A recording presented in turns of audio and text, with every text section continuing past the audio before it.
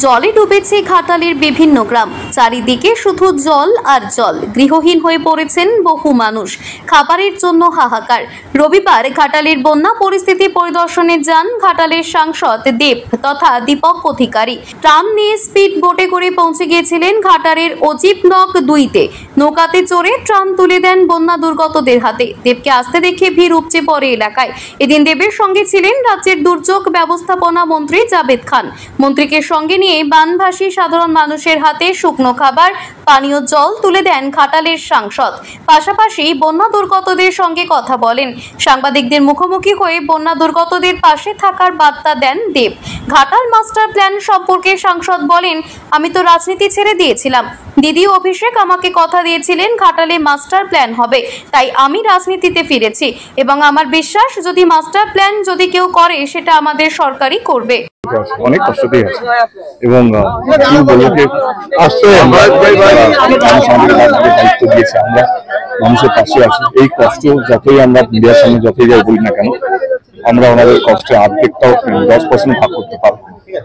এটুকু বলতে পারবো কি আমরা ওনাদের পাশে আছি।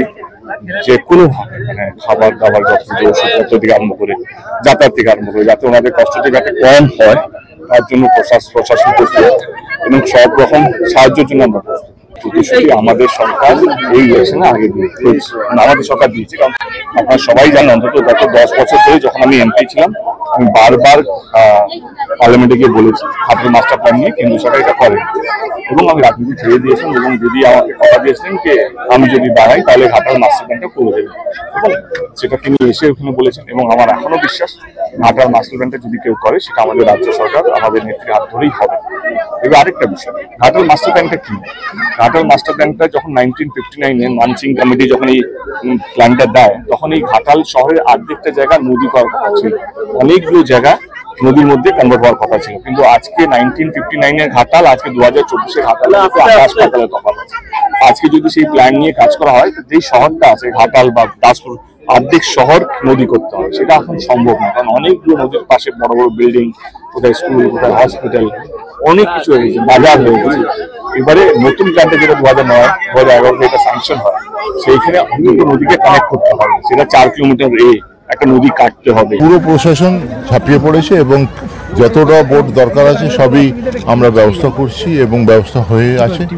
এইখানে দেব এসেছে, আমি এসেছি এবং আমাদের আরও সব আধিকারিকরা আসছেন, ঘুরছেন। আমার ডিজি সিডি এসেছেন, তার সঙ্গে কন্ট্রোলার এসেছেন।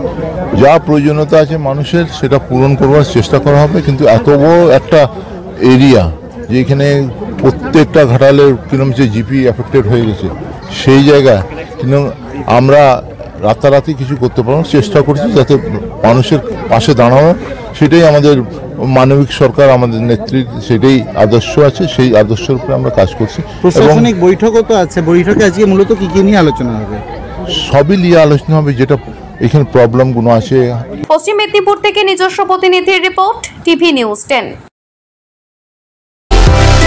সুলভে সঠিক চিকিৎসার একমাত্র প্রতিষ্ঠান বিবেকানন্দ হসপিটাল। 24 ঘন্টা emergency service, blood bank, trauma care. আপনাদের সেবায় আমরা তৎপর। গুণমান ও পরিষেবায় দুর্গাপুর বিধাননগরের ডক্টর জাকির হোসেন এভিনিউর বিবেকানন্দ হসপিটাল শিল্পাঞ্চলের মানুষের মন জয় করেছে।